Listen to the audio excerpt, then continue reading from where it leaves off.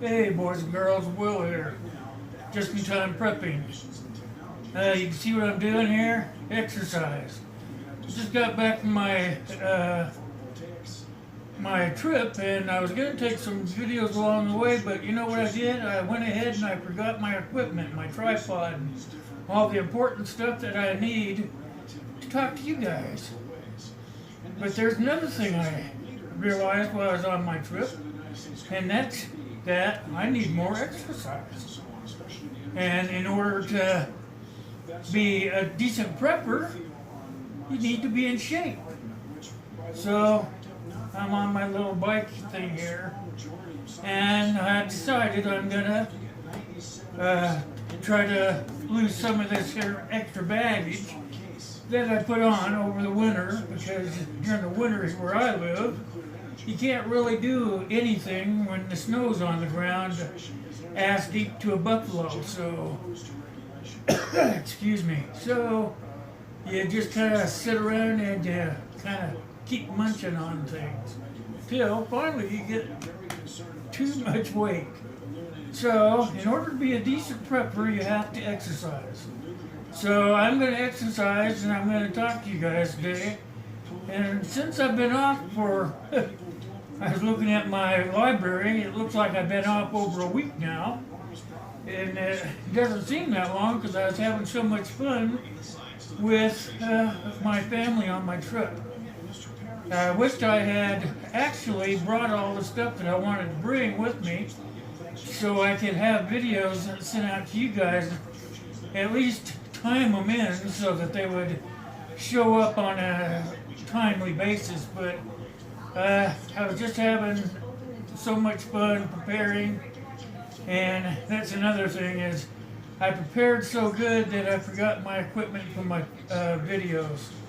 So you can see how important it is to prep and to make a list. So I apparently didn't make a very good list to go on my trip with, because I forgot all the video equipment.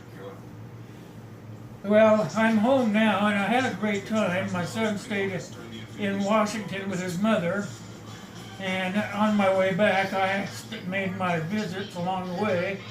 I saw a guy that I hadn't seen in over 20 years, and I got to see some nieces that I hadn't seen, well, since they were knee-high to a grasshopper. So it was a very good trip all in all. And like I said, I learned for sure that you have to stay in shape. So I'm gonna use this bike every day until I lose some of this weight that I put on. I was just about set aside when I jumped on the scale and saw that, oh man, I was way up there. I was way past where I wanted to be. And because of my COPD, it is affecting my breathing. So what do? Is you do what you have to do. So today we're going to go back to some of the basics. What do you need to survive when you're prepping for when shit hits the fan? Well, we all know that we need water, food, shelter, and clothing in order to prepare, but we also need to have that physical and mental mindset in order to make it all work. And I saw some pretty good countryside coming back from dropping my son off at his mother's, and one of the most desolate places I saw coming back was in Nevada. And how a person would survive there if shit were to hit the fan, I'm just not really sure. Because it was more than 100 miles before I ever saw anything close to civilization.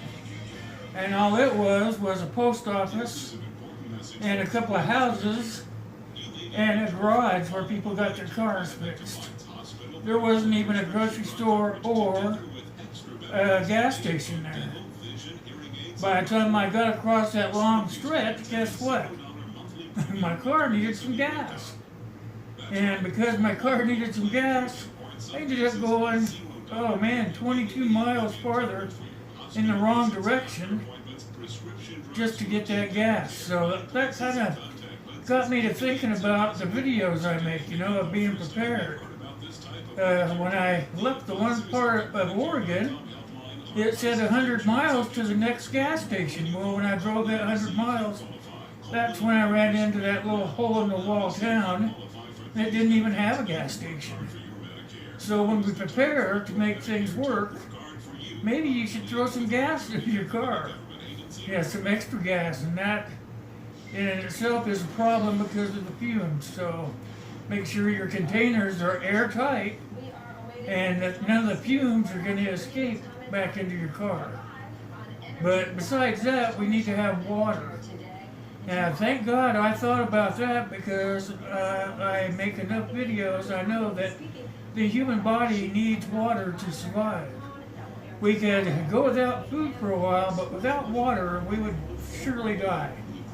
So I had plenty of fluids with me, but I was not thinking ahead far enough in case something should happen and I should run out of gas.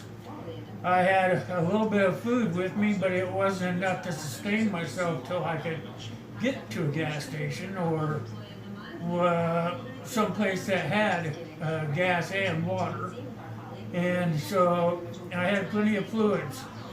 But with my health, I probably wouldn't have been able to walk in that sweltering heat, because it was well over 90 degrees and I didn't have any protection from the heat that I was going to go on. So these are all things that you should think about in your preparations. I did have the water and I did have some food, but I didn't have the right protective clothing for sure. And you can't get very far with your weapon. Well, I guess so. I could have shot a rabbit, and then I could have made that fire out of the chemicals that I showed you on the other video, because I didn't have a lighter with me either. But I could have made that fire out of those chemicals, because I did think to put those in. So these are all things that taking these small trips kind of makes us think about what we're doing as preppers and what we should have to be doing even on the short trips.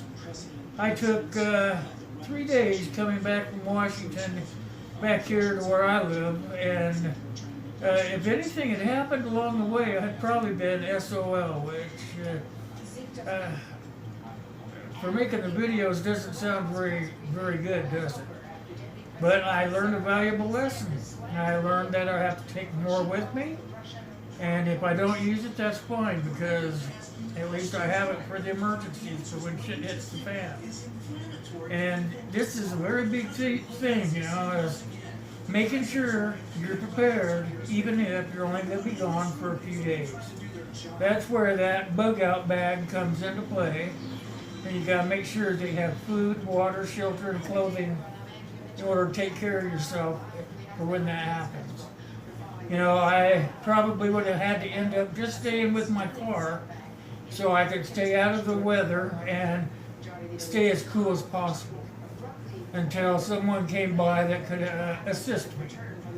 And I'm telling you, I drove for miles and miles without ever seeing anybody. So make sure that when you're on your trips that you plan well enough for the emergencies that might happen along the way. It's a very big thing to me now that I did it, and I know that even though I'm prepared for when shit hits the fan, I didn't actually prepare to take the trip.